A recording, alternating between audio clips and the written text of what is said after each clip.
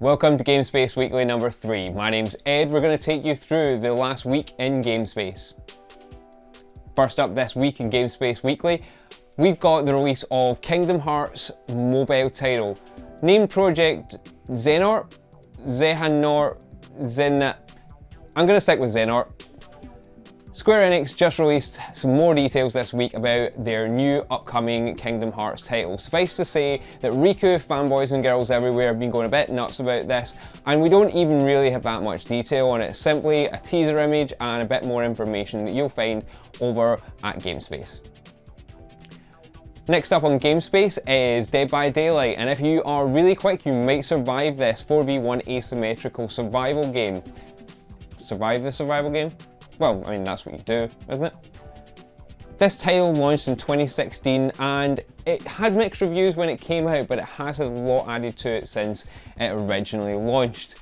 The title pits these 4 surviving players against 1 killer hunter, and the game's kind of stacked against these people.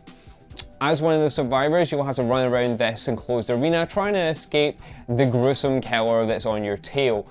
You have to activate one of 5 generators to be able to get out in time. If you don't, then you're probably dead. The game very much plays on its horror roots, bringing in DLC from all sorts of classic horror titles, from Freddy to Halloween and Stranger Things more recently. If you are quick, you can head over to Steam right now and get a few hours for free, maybe even pick up the game with a discount right now. If you want more details on it, however, head over to Gamespace and all the news that we have on Dead by Daylight. In another massive piece of news, Amazon have released some details about some major changes to their upcoming MMORPG New World. Up until this point in time, the betas and alphas that have been going on have tested PvP as a purely open world sandbox experience. Some PvP hardcore players have loved that, but unfortunately it has not gone so well for others. And Amazon have decided to make some changes in order to make a better game all round for everyone. So what's that change? Well, PvP isn't going to be completely open now. To go ahead and engage in PvP, you're going to be able to flag on and off. Up until now, players who wanted to PvP out in the open had to flag criminal intent, and if they died, they would die with all of their gear loss and all of their equipment loss. Players that were PvP'd and pawned by players who had criminal intent, they wouldn't lose everything, but they'd lose all their inventory. What this actually led to was players min-maxing the opportunity to gank newbies. So suffice to say, that resulted in not every PvP player taking this action, but enough that Amazon made this change and released a statement during an AMA and a blog post. You can find out all the details about those changes, read the AMA and a link to the initial dev post over on the Gamespace news article that we've got up now. In the final bit of news that I'm going to highlight for you this week, Tencent are going to go ahead and swallow Funcom, and whilst it would be great if this was some sort of inter-publisher sexy times, it's not. Tencent are going ahead and increasing their stock holding in Oslo publisher and developer Funcom, which means that the influence of Chinese money in gaming is going to rapidly increase.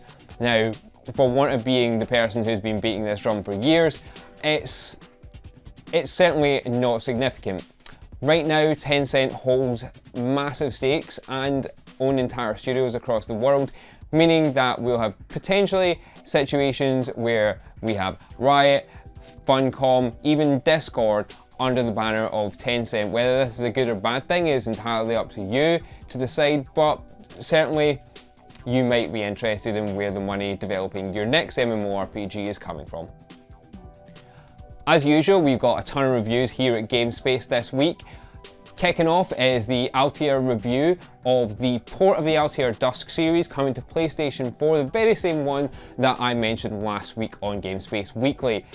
This trilogy brings together the Altair Dusk Sky, and Altair Dusk Sea games that were released some time ago on different formats. Now bringing it to PlayStation 4, you can go ahead and enjoy all the alchemic nonsense that you'd normally expect to see in an Altair game, but this time in front of your PlayStation 4. It certainly impressed our reviewer Chris, and it's worthwhile taking a look at the review over at Gamespace. Second up here at Gamespace, it's a perfect 10. Nope, that's not the name of the game got a perfect 10.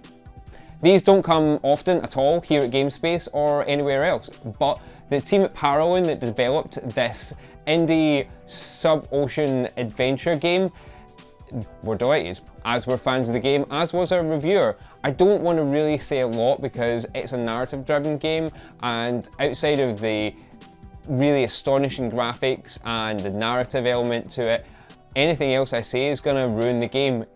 Thankfully, the review is completely spoiler-free, and you really want to check it out. Seriously, check it out.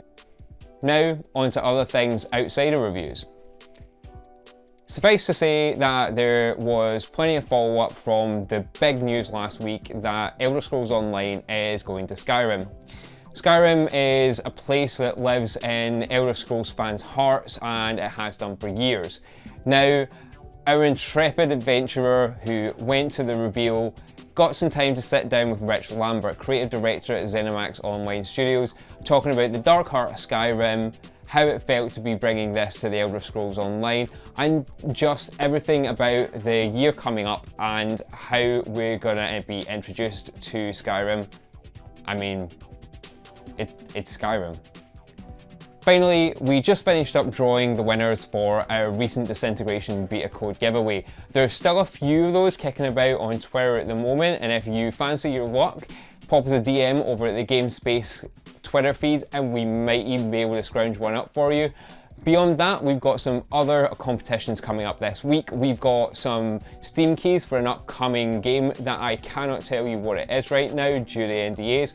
We've also just received a really awesome set of Royal Mail Classic video game stamps in the post, so we're looking to give those away as well. Just head over to Gamespace this week and keep an eye out for the post.